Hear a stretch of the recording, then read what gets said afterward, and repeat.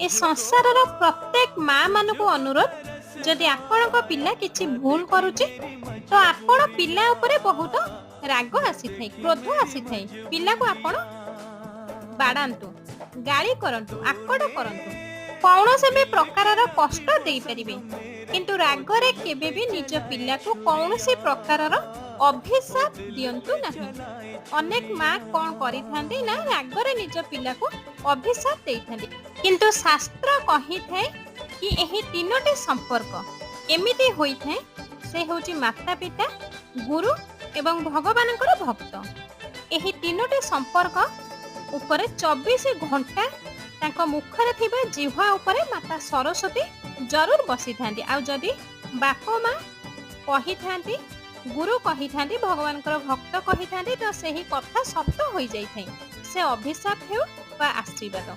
एथिपई